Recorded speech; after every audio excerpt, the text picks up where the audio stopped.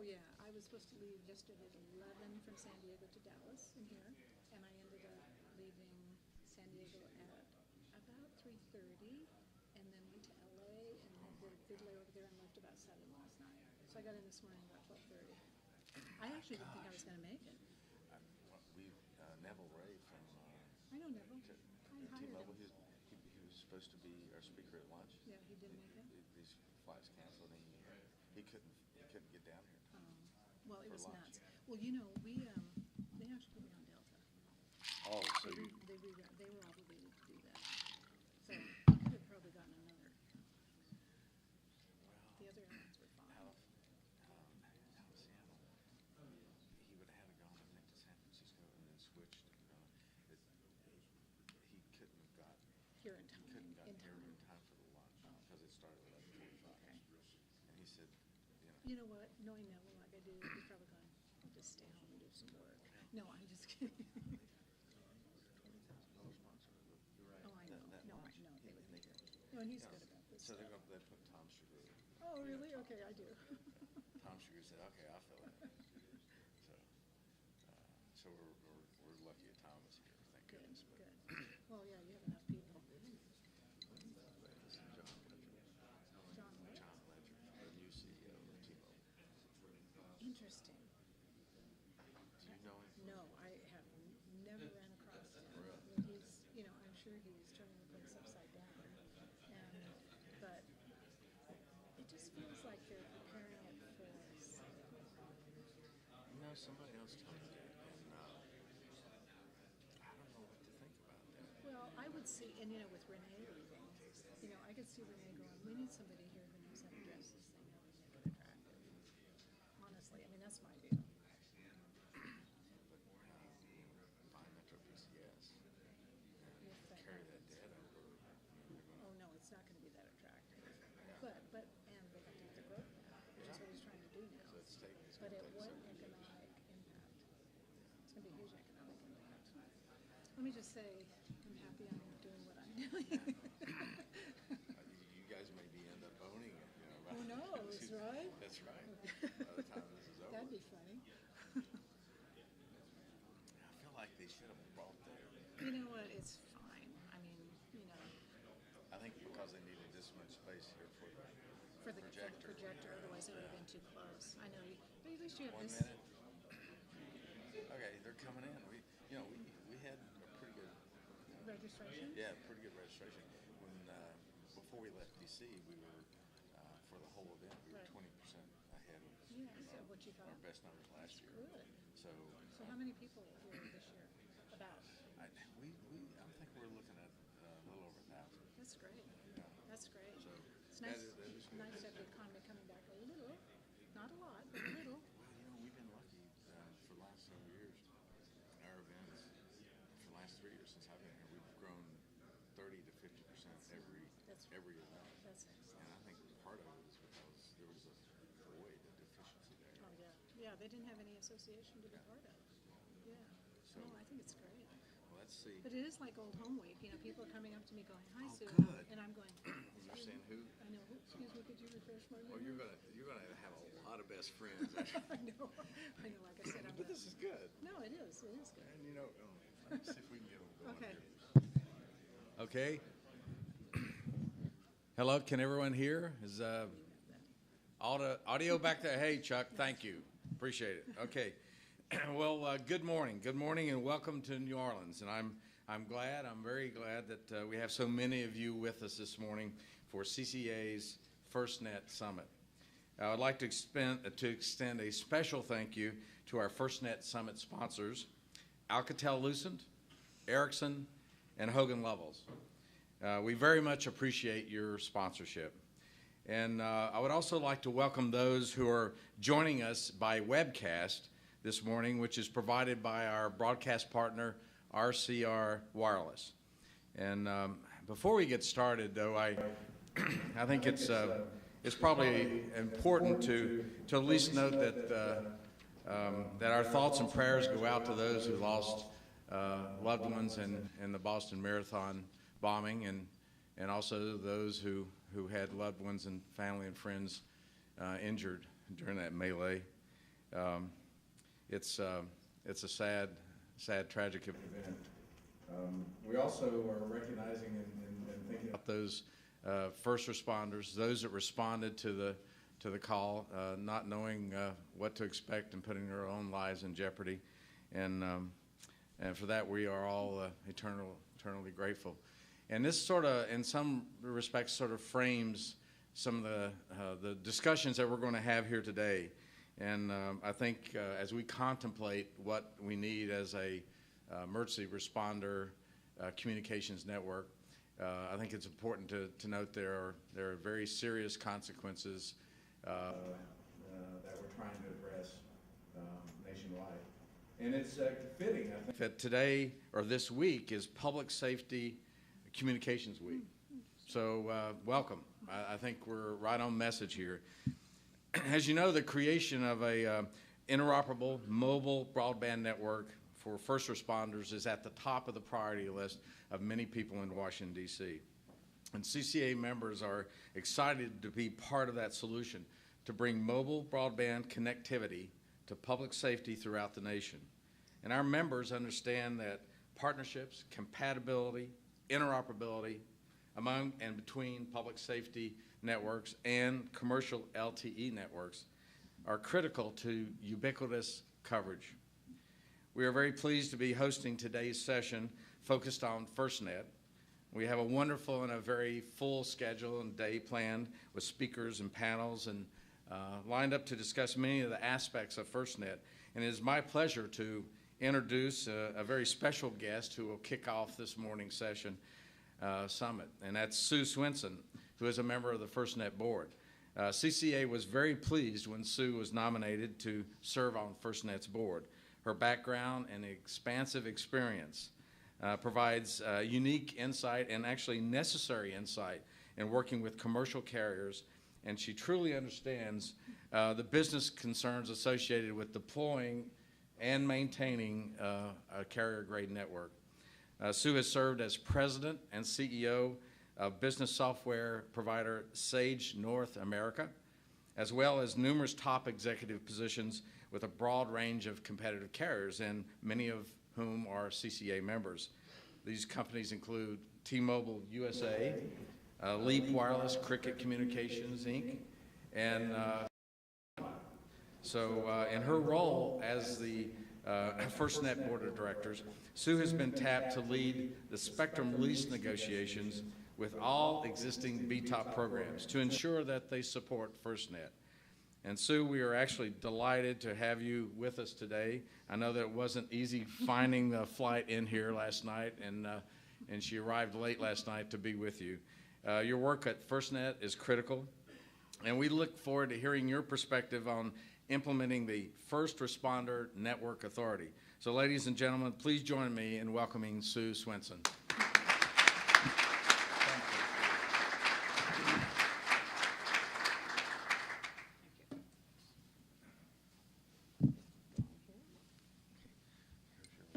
great, thanks. Well, good morning. Yeah, it was a trying day yesterday. I was supposed to leave San Diego at 11. I think then they rerouted me to Los Angeles and finally here to New Orleans at about 12:30 this morning. So, but I'm very happy to be here, and I'm happy for a couple of reasons, and that is, you know, we talk a lot about FirstNet, but I think it's important to understand why FirstNet is so compelling, and it may be self-evident to you, but I think it's important to review that. I also think it's important to talk about what it's going to take to accomplish it, because this is probably one of the most significant undertakings of our time. It's really unprecedented. And I'll talk a little bit about what I think is necessary now that we have the legislation decided, and now we're into figuring out how to do it. And then I want to talk a little bit about where we are today and some short-term actions that we're doing that I think will be particularly relevant to all of you. You know, I have an idea of what some of your concerns are and some of the things that are on your mind, and hopefully I could address some of those things today. You know, as Steve said, you know, the tragic incident of Boston this week certainly brings home the need for first responder capability. And as you look at all of these incidents, while the intentions of our first responder community are good, and they work relatively well together, very frankly, there's walls between them that cause them to be less effective than they could be. And so I think it's really important that we take a look at how to break down these walls and help them and give them the technology and the assets that they need to do an even more effective job.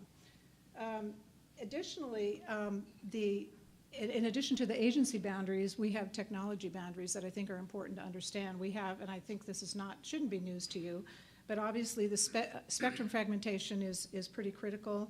We have standards in place, but they're de facto standards, and as you know, de facto standards don't get enforced. So without a common standard across the network, you're going to have differences that cause interoperability to be problematic. And then we have interoperability differences across jurisdictions and disciplines, again, well-intended, but because they're different, they don't lead to very effective interoperability of the system. We also believe that the technology that's available to first responders today has walled them off from the capability that we think should be accessible to them. And if you look at this, obviously they have access to voice, they have access to getting information today, but if you think about the possibilities of LTE, and you think about the possibilities of a nationwide interoperable broadband network that's connected with security standards that are common, with applications that are standard, you can just imagine, for example, the downloading of an incident. In fact, we were in Houston in January looking at their, as you know, it's the only operating system today, 700 megahertz for first responders. And we were actually with the helicopter pilots who are using that to actually download video to people on the ground. Imagine how much more effective our first responders could be if they had visibility to what was going on the ground before they entered into an incident. So just imagine the difference that could make for first responders. Also think about patients in remote areas, and I think you all would relate to this more than anybody, because if you're a patient, if you live in an urban area, what are you, 15 minutes away from a hospital? But if you're in a remote area, you're probably an hour to an hour and a half away from the nearest medical facility. Imagine being able to actually send that video about the patient back to the hospital to a doctor that goes to the EMT, and the help that can be given to that patient on that long journey back to the hospital. I mean, that's pretty invaluable, and it's probably going to save a few lives here and there. Additionally, from a firefighter's perspective, having building records about what's happening in that building before they go in at their fingertips, and not, calling somebody and waiting for an hour to find out, the electrical system, the infrastructure, the problems that are there that they need to know. If that information was available to them instantaneously, it could make a big difference in terms of how they go about their strategy to fight that fire. So if you think about the possibilities of what's here, we think that this is going to make a huge difference in public safety. This presentation would not be complete without talking about the benefit to cost effectiveness. And while we all know the stats of the 4 big carriers, 300 million users, 4 networks, about 75 million users if you kind of look at the numbers, order of magnitude. And as you know, the cost per user on that scale is pretty effective, probably in the neighborhood of probably $25 per user. Contrast that with public safety on the left, and what you have here is about 2 million users, at least that's the count. I mean, that number kind of moves around a little bit, but 2 million users. I was stunned to hear this number, greater than 10,000 uniquely managed networks. Now, those of you who've been around this business for a while are probably not surprised by that. But if I had to manage 10,000 uniquely managed networks, I don't think I'd take the job. I mean, that's an incredible number. So you average about 200 users per network.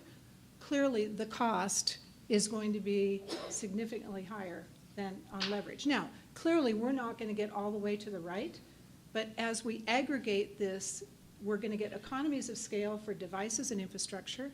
We're going to get increased capability with lower cost. We're going to get reliability. I'll talk a little bit about hardening. That's another interesting topic. It's amazing what I'm learning about the public safety. I'll probably talk to you during the break and learn a lot more. but lower operating and upgrade costs, because as you know, these networks are not static. These networks continually have to be upgraded, and so the ability to do this on a macro basis is going to have a huge impact to our public safety users. Now, I'm going to talk a little bit about what we need to do to accomplish this, and I may offend some of you, and I apologize for that in advance, but I'm going to say a few things that have become really important to me, and that is that public safety recognized the need for this. I mean, this wasn't a program that somebody in Washington decided to do. This was a program that public safety said, even though they have diverse groups, they said, we got to come together and do something. They worked incredibly hard for a number of years to make this happen. In fact, they demanded it. And so now we got it, and now we got to do something about it. And I'm sure there are many in the audience, and maybe people on the webcast, who had maybe some different views on how this should be done.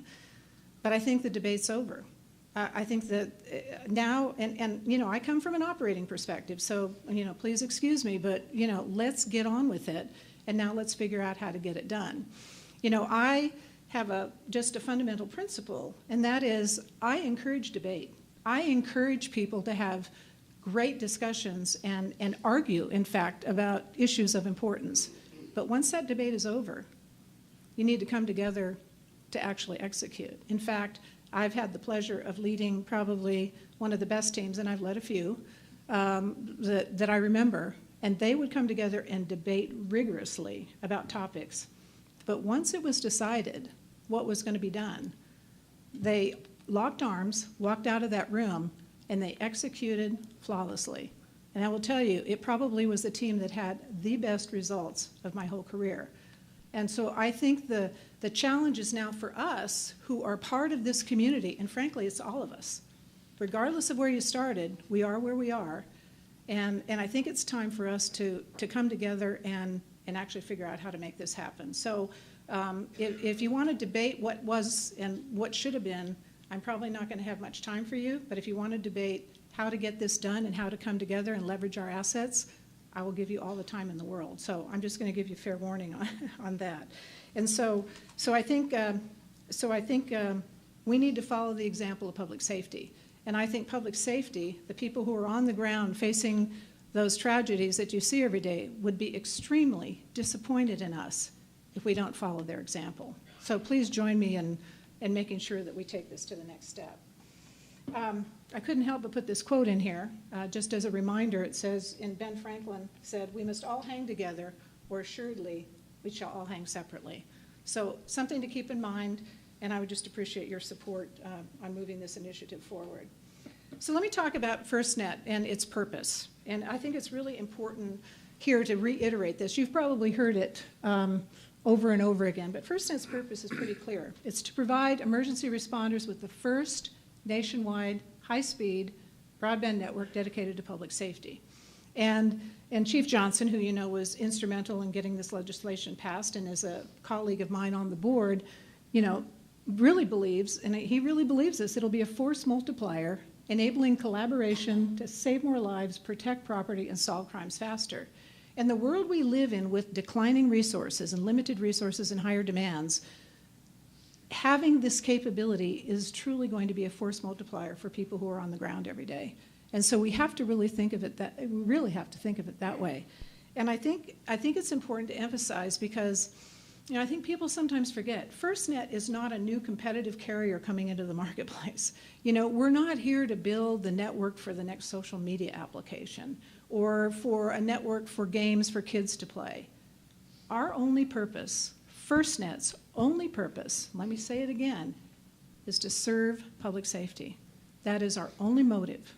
So, you know, we're not competing with anybody. We're trying to figure out the best way to do it, and we're going to need your help to look at the assets that exist today and leverage that. So it's really important to keep that in mind. And it's, frankly, very different for all of us because we're all used to somebody new coming into the marketplace and competing. So I think it's really important that we keep in mind what FirstNet's purpose is.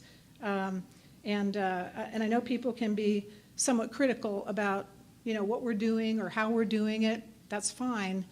But please keep this in mind that our only role in life is to accomplish this. As we think about FirstNet, we think about it pretty simply. We really have 4 components. We're thinking about nationwide connectivity. You've heard us talk about the way we accomplish that is through terrestrial, which I'm sure you're all very interested in. And we're not only talking about urban, we're talking about rural. Because I think if you hear us talk about it, this is about covering whatever the states want to have covered. And I don't think they just want their urban areas covered. They want their rural areas covered as well. So terrestrial deployables, because in some particular states and instances, deployables will make sense. We're not going to know that until we go out and talk to the states about what their plans are and what their interest is. And then, of course, satellite is a component here, depending on, again, what the states want. But we have to have this 3-in-1 approach in order to make the coverage and the connectivity happen. From an effectiveness standpoint, priority access is key. And, you know, that word is thrown around a lot. Preemption, priority access, as if it's happening today. How many of you in this room have seen priority access really work on LTE? Could you raise your hands? Thank you. You've made my point. Obviously very important, not only to FirstNet and also to many different approaches that people are taking to this. It is a critical component and an assumption that people are making as part of this network, and very important, in fact, a critical component for public safety. If they don't have priority access, they have no guarantee that they're going to get connection. So really, really important. Again, it serves as a force multiplier. Public safety grade. You know, when we first started looking at this, we started asking, what does hardening mean? Are there standards for hardening? And you may already know this, but it was news to me. There aren't really any common standards for hardening. So we're actually working with public safety to try to put some parameters around that. So as we go and talk to the states about what hardening means, there will be different components of hardening that we'll be looking at. But obviously a critical component. It's going to be geographic specific. It's going to be driven by weather patterns. I mean, what we do in Mississippi is going to be very different than what we do in California, what we do in New Jersey. You know, there's going to be different approaches. So it's going to be unique to a particular area, but we really would like to have a common approach to this so we have some common language about how we think about that. So that obviously is very important, that there's public safety grade. And then the last component that we think about is applications, obviously. Mission critical voice, which is, ask any of you what you think about when that's going to happen. I'll probably get a different answer from everybody that I talk to. But clearly it's on the roadmap. There will be a way for public safety to have mission critical voice on their existing networks until that becomes available. But more importantly, as we think about applications, see, I don't really think about applications from like an iPhone perspective, just, you know, an application. To me, an application is almost access to data.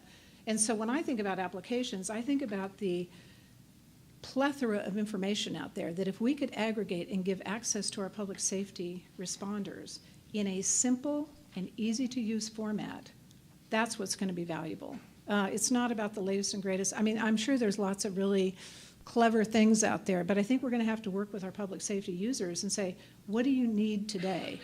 If you could have access to data that you don't have today, what would make your job more effective? And if we can make that easy to access and simple to use, very intuitive. I'll tell you a story. We had a meeting down in San Diego a couple of weeks ago, and we actually had it at a local fire station. And actually, it's such a small little world. I was having breakfast with my husband and a friend, and who's sitting at the table? But the fire captain of the station we were going to meet at. Now, I didn't know that when I met him, but in the course of the conversation, I said, yeah, we're going to be meeting at a fire station. He said, yeah, it's mine. I said, oh, good, okay. But in the course of our meeting there, it was really interesting because they obviously have their own system, but because California has CAL FIRE, for those of you who are familiar with California, when CAL FIRE, when they join forces, they have different equipment. And he said, what we have to do is, he says, that, yeah, we have these devices, we don't know how to use them. So we have to get instructions, and it's not very effective. So I'm thinking, wow, if they just had a common way in which they could use that is intuitive, imagine how effective that would be versus carrying different pieces of equipment and, frankly, probably not even using it. So I think, you know, to me, while all this is kind of snazzy, I think we need to think about really simple stuff, and we need to talk to our users about what they're looking for. So as we think about the network, that's the components that we're actually planning around. Now let me talk about perceptions and reality. This is the fun part. This is what everybody out there likes to do. And I understand that because FirstNet is new and FirstNet's not fully developed. So, and to be fair, and we take responsibility for it, we probably haven't done as an effective a job as we would like to in terms of getting information out in a consistent way so people really know what we're thinking. We're small. You know, it's an unusual situation. The board got created and there's no company to support it. So we're in the process of developing an organization. We have to get information out. So I do understand why these perceptions and maybe myths are out there. But let me just take a couple of them. And that is that one is that public safety may have to give up autonomy and control. And that's not at all what we're talking about. You know, it's not going to be some behemoth FirstNet organization that's going to decide everything for local fire and EMS and police. We're just a network and a platform, and we're going to enable it. And the local jurisdictions will have control over their assets and over their incident control. So I think it's really important to be clear about that the rules will be done locally and not by FirstNet. We are going to be a facilitator and enabler of that, but not controlling it. Another one is that public safety currently manages devices, users, and talk groups. Nothing's going to change about that. It's back to local control. We're not going to manage that, but we're going to enable that through the technology. Another one is that public safety is comfortable by using 3G and LTE commercial networks today, and that may be true. In fact, I did resort to using those because they don't have an alternative. It's not unusual to have first responders using smartphones and getting access to information they don't through their networks today. But as we know, commercial carriers sometimes have capacity problems and can't guarantee access. And so while they may be comfortable, it doesn't reach the ultimate goal that I think we have at FirstNet, and that is a dedicated network that is always available to first responders. So that's really important to clear up. The last one, this is a favorite one of a lot of people, can't do it. Costs too much to build and to operate. And this is where you guys come in. Because one of the things that we're looking at is who can we partner with? What assets can we utilize, existing infrastructure, so that we can lower the cost to build and that we can lower the cost to operate? We don't have the answers yet. We're just exploring it.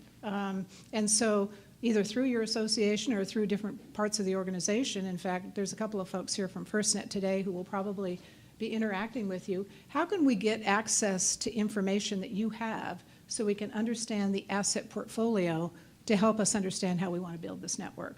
So to the degree that I'm going to do a little plug for getting information to your associations who ask for this, because the more we know about what you have, the more helpful it's going to be to us in our planning. Because you know we need to take that into consideration as we develop the individual state plans that we'll be presenting to the governors. So please, if you haven't shared that information, please do so. Again, a lot of perceptions. We're trying to get out and speak to groups like this a little bit more so we can share with you our view, and hopefully you'll have more information so that these perceptions are reality in the future and not perceptions. The FirstNet elements, I think, are really important in terms of how we think about the network and how we're approaching it. And these are the different things that we're working on. Obviously, user requirements drive everything that we do. We're making some progress here, and I'll give you the progress chart in a second.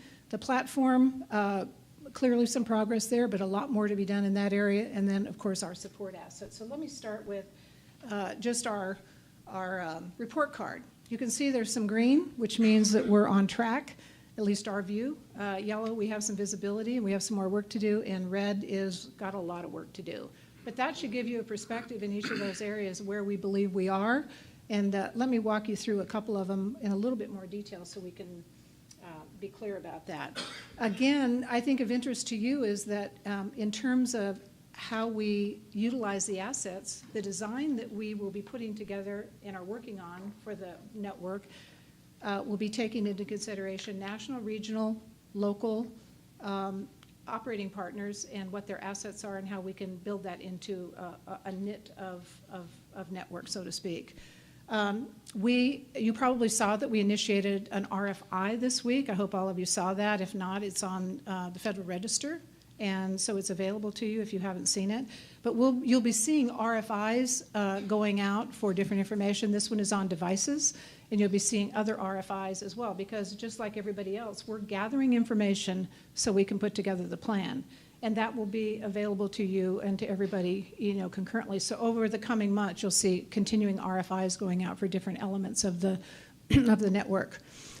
Meeting with potential suppliers, understanding their capability is really important. So we're having some of those meetings. And again, we also, in addition to operating partners, we want to leverage existing infrastructure, for example, utilities. So there's a lot of infrastructure out there. And again, one of our biggest challenges is gathering all that information. If you have ideas about how we can get access to that easier, faster, we're all ears, because that's going to be an important component as we move forward. On the platform side, you can see there's more yellow than green. And I've already talked a little bit about priority access, the hardening, and coverage. But we obviously will be building the network based on LTE standards. We will be we're defining what the RAN network design will be, and also the network core. The testing and evaluation of preemption technology, I think, is core and critical to what we're doing here. And I'll talk a little bit about some of the early builders, and there may be some opportunity through early builders to do some of that. We're exploring options to work with operating partners like yourself, but we have to understand coverage requirements by state, because as we meet with the states, and I'll talk a little bit about our state consultancy process, because I think there's a lot of misunderstanding about the importance of that in the FirstNet work. And then hardening requirements. And let me go into a little bit with hardening requirements. Actually, there's a gentleman in the room who's actually working on this. Andy, would you raise your hand? Andy Merson. Andy's working on that because, as we said, when we ask questions, Andy works for FirstNet, and we checked with public safety. And again, there was varying views on what hardening standards were.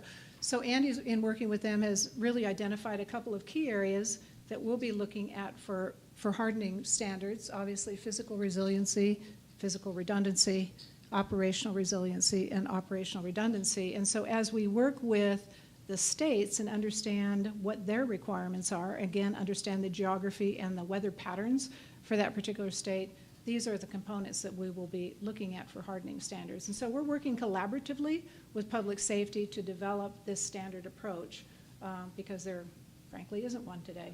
And so we thought that was important to do that. On user requirements, a little mix of green, yellow, and red.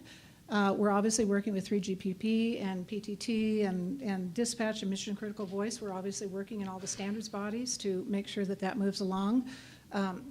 VoLTE is progressing, but at different rates depending on who you ask.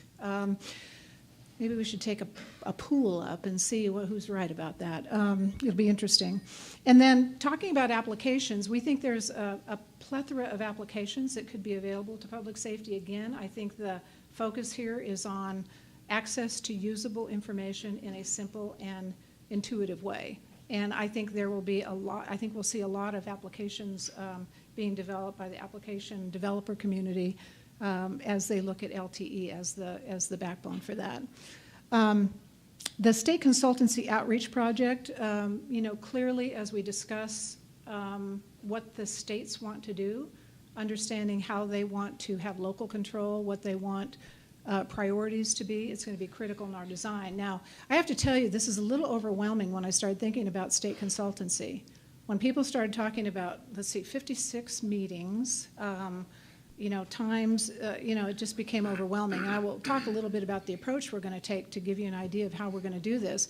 But it is a critical step in us developing the plan. So people, I think, have been saying, why aren't you going faster? Why are you going so slow? Depending on your point of view, that state consultancy project, one, is part of the legislation. It's mandated as part of the legislation. Secondly, even if it wasn't mandated, it makes sense to do that because those are the people we're serving. So, so that's an important part of this process, and so that's going to take some time to understand what the states want. And of course, as we get that information, we'll be, sharing that more broadly. But that's a couple of months' work. Let me talk about early builders. This is something that Steve said I'm pretty involved in. I actually didn't realize when I retired that I was going to get back into full-time employment, but it's actually been pretty fun. Last year, after our first board meeting was in September, we organized visits to each of the 7 BTOP grantees whose grants were halted, as I think you recall, mid last year when the act was enacted, and NTI said, let's wait and see what you're doing and if it's consistent with where we're going with FirstNet. So those were halted. We went and visited these locations in November and December. Actually, those visits were done with a pairing of a FirstNet public safety board member and also with a FirstNet industry member. So we had joint meetings, came back, looked at that information, and as a result of those meetings, felt that it was worth pursuing a spectrum lease with these entities. So the board authorized negotiation of those spectrum leases in February. We set a 90-day time frame to try to conclude those negotiations, and I would tell you, since I'm involved in them every day, that they're going actually quite well. We're working with the group generally for the overall spectrum lease, and now we've started discussions with them about the particular focus areas that they would like to test. And I think this, deploying an LTE network, no offense, but I mean, that's not anything new and exciting, right? I mean, it's like deploying any other network. I mean, you put up sites and you put equipment. I mean, it's, there's nothing really new there. But what we want to learn are things like intercarrier operability. What we want to learn is in-building coverage issues. What we want to learn is use of excess spectrum. Things like that, things that are going to be advantageous to the states, things that are advantageous to public safety, and things that are advantageous to FirstNet. So we're actually working through that with the different entities now to understand where their interest is and making sure that they have interest to FirstNet. So I'm pretty optimistic that we can conclude these negotiations in the 90-day period that we set out, which means, and just to reiterate and remind you, that unfortunately FirstNet can't make the decision about lifting the grant. That request has to go independently to NTIA. So each of those jurisdictions, once the spectrum lease is signed, would go to NTIA and say, this is what we plan to do, please, lift our grant. So that's a decision that's made independently by NTIA, and we won't be making that. So it's a little bit of a separate process. But we're working, obviously, with NTIA to make sure that that process goes as smoothly as possible without crossing the wall that we have. So that's what's happening there. The monies there are, you may recognize, those are the dollars that were granted by NTIA for the grant. It does not include matching funds that they have contributed, but you probably know those numbers better than I because of the opportunity there. Let me talk about what's happening in the more near term, and here's where I think it's going to be of particular interest. We talked about the state and local consultancy process. Those will be beginning in May, and we're going to start with regional meetings. That does not conclude the process because obviously we need to then meet with the individual states so that we can understand their unique needs. We're planning this with the National Governors Association and, of course, the board. So the National Governors Association is working with us to help coordinate those. The second item there, I'm learning all kinds of interesting acronyms in the government. SLIGP. The state and local something grant process. I don't know what the I stands for. But anyway, it's money that they're going to get to make sure they have the resources to give data back to FirstNet that would be useful in the process. And they have submitted their applications, and I believe it was 100% in terms of the people who submitted. And those awards will come out no later than July 15th. I don't know if they'll come out before, but no later than July 15th. And we're obviously coordinating with NTIA because this is critically important to FirstNet. And I will skip down to 4 because it's really connected, and that's the state data collection. We obviously want information about what the state's assets are, what they want on geographic coverage, what their priorities are, but we can't get ahead of the SLIGP process. So we have worked with NTIA to actually provide the framework and the information that we're going to be requesting. so that when we go out to the state consultancy meetings, we can share with the states what we're looking for. They will have an advance on that and can plan for it. And frankly, some of the states will have the ability to give us the information sooner rather than later, but giving them an advance on that they can plan for is critically important. So that's what the SLGP process is. I've already talked about the early builder negotiations. Those are in process and on track. You're probably really interested in the RFP process. Again, you will be seeing RFIs over the coming months on a variety of topics, but really issuing an RFP has to really follow the state consultancy process. We won't be issuing an RFP until the state consultancy process is done, because without understanding the requirements fully, the RFP would not be potentially representative of what the state requirements are. Vendor we probably get, I can't even tell you how many phone calls, emails, letters, and I just ran into somebody in the lobby this morning saying, I sent an email to Sam Ginn and I haven't heard back. Well, we're a small group of people, first of all. Secondly, we understand the interest in the vendor community to come and talk to us. And so we are actually going to be working not only through the RFI process, but also with PSCR, Public Safety, the Commercialization, Communications Research. Again, I need a glossary. We're going to be working with them to conduct sessions in Boulder, and FirstNet will be a guest there presenting and also engaging with the audience. So on a broad set of topics, technology topics, those will be noticed on the Federal Register, and so you can just check pscr.gov and you will see when those meetings will occur. So we're working through the details of that with PSCR right now, and we thought that was an effective way to put those topics out there, make it available to anybody and everybody who's interested, and then engage with those interested parties at those sessions. Doesn't mean we won't have follow-up, but it's a way to reach the very large number of people who want to talk to FirstNet. So we're really trying to be effective in that way. So please don't be personally offended if we haven't returned your calls or your emails. We're doing our best with limited resources to do that.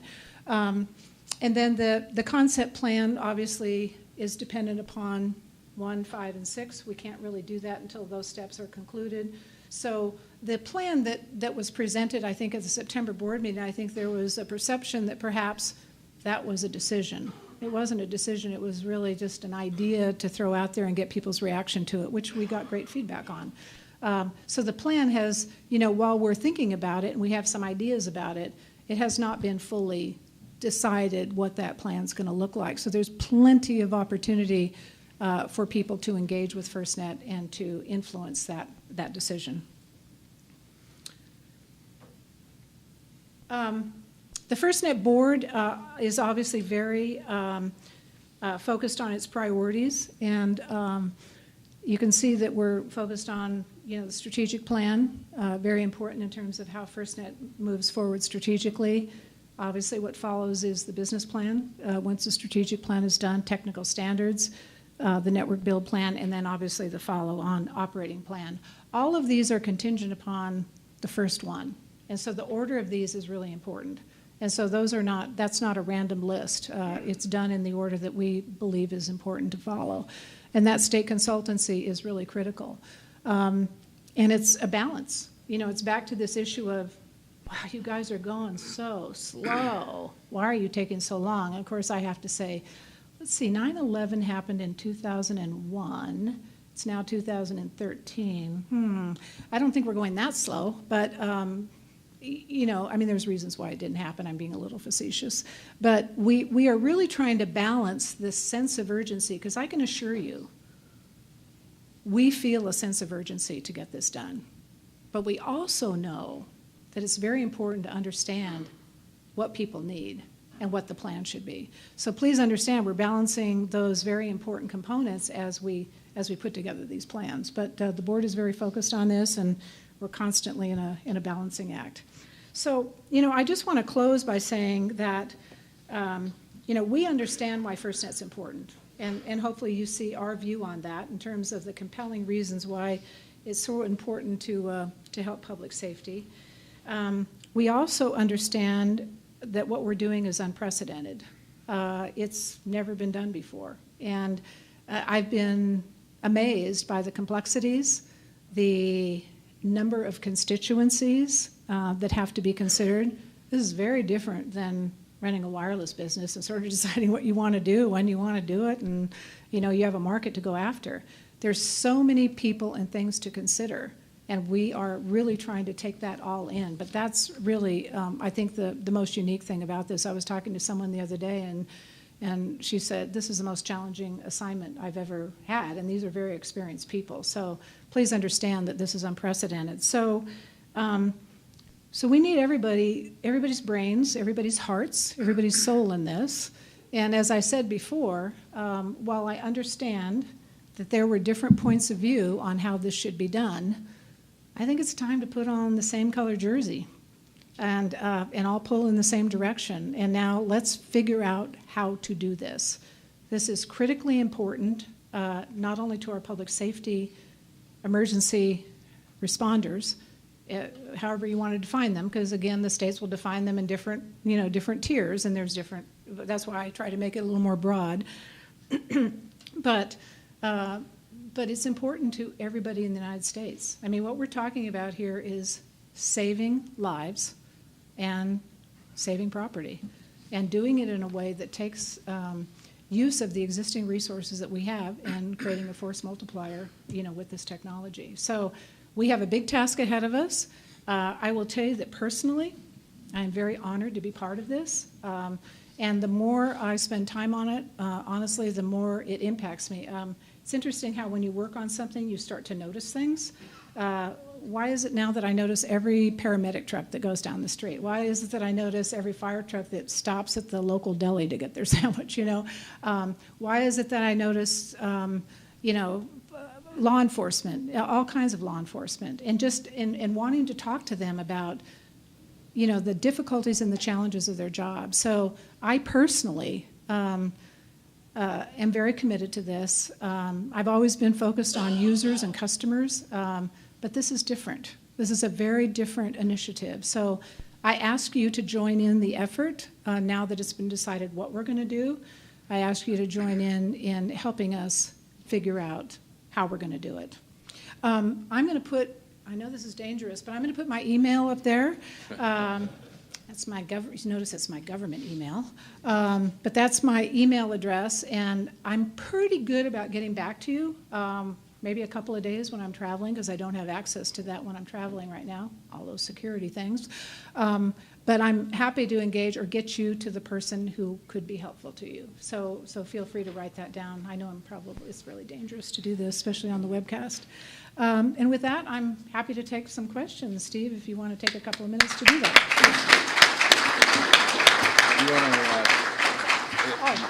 Okay, so you want me to go ahead and... So I'm available for questions to the degree I can answer them for you. Hopefully that was helpful and gave you an idea of what we're doing and the timing and that sort of thing. Any questions? Just raise your hand. So after all this prep work, when do you see money actually being released for the construction of whatever it is constructed? What's the time frame? Well, we have money today. We have $2,135,200,000. Something to that amount of money. I mean, and we know we have that. That's for sure. As you know, quote, $7 billion has been, I think the proper word is appropriated. But, that's a little bit of an IOU based on the incentive auctions. So we're spending money today to do the work that we're talking about doing. In terms of building out the network, we're not going to be really doing anything until the steps that I talked about. We can't just go out and start doing without getting the entire plan in front of people and looking at the entire plan. So it'll be several months. I don't know exactly when, but we've got to go through those important steps before we start releasing. I mean, if you're talking about somebody coming forward and saying, I need, several $100 million to do something, we're not going to be in a position to do that at this point. I know. I was just wondering, was it 14, 15, 16? What do you see? Oh, no. I see, depending on how the process goes in developing the plans, and then, as you know, the governors have a way in which to decide how they want to proceed. Depending on how that goes in the process, I can see us doing some work next year. So I don't think it's that far off, but we need to go through these important steps before we're premature. Trust me, we'd love to spend it today, but we're not going to. Does that help? Okay. Any Yes. other questions? Yeah.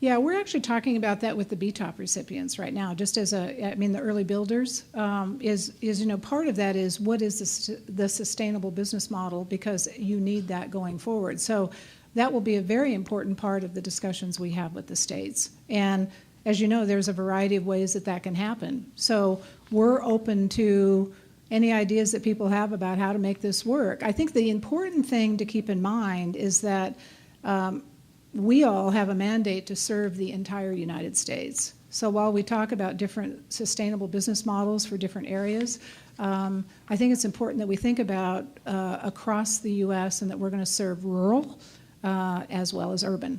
And I think that's really important to keep in mind. In fact, rural is so important. I just want you to know that we're dedicating a group of people just to focus on the rural aspect of this, because as a commercial carrier, you probably build out urban and then go rural, right? I mean, you've all seen that. That's not our plan. We've basically got to have a concurrent path, and we have many rural areas in the United States, and we have to think economically how that's going to work for the entire nation, not just for a select group of states. Yes. One more question. I went too long, didn't I? No. It's very Which one full. should I take? Go ahead. Down that same line, Sue, FirstNet is designed for state and local. A lot of the rural areas of the U.S. are federal cooperative. Yeah. Today, the federal government has mutual aid channels on the land mobile radio for interoperability for voice. How do you see, DoD and federal lands participating in the FirstNet network? We're going to leverage every asset we can get our hands on. And so it's all part of that gathering of the information to say, what is the portfolio of assets that we can utilize? And frankly, there's a lot of assets that we think don't have to be built because we have assets today that exist. So we're going to use everything we can. Okay? Thank you, everybody. I appreciate your time today.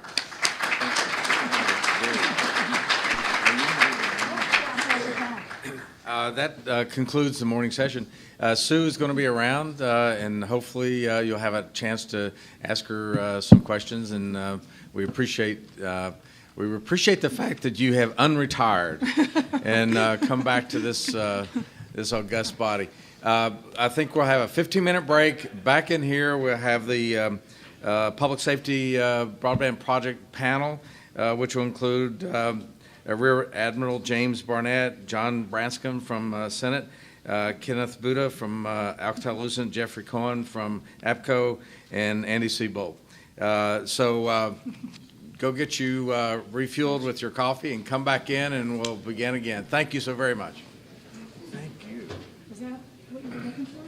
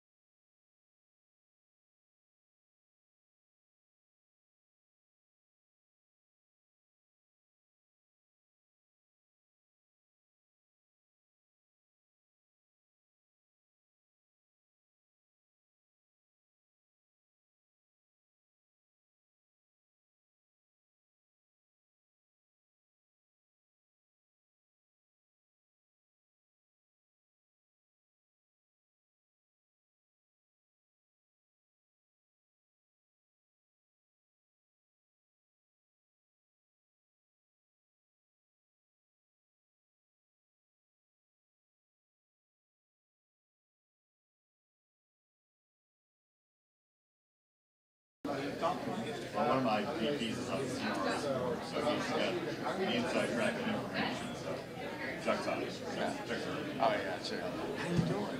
Good. Oh, we missed you the other day. There was a lot of sweating and pushing, shoving going They on. scheduled the ACG board meeting at 3 o'clock. I'm going, thank goodness I do not have to go out there and kill myself. We contemplated that was done deliberately to avoid, physical labor. I think there was just ignorance involved. Actually, usually the ACG board meeting is except now. And so when they scheduled it at 3, I thought, okay, good. Yeah, but it was a good event. I think everyone appreciated it.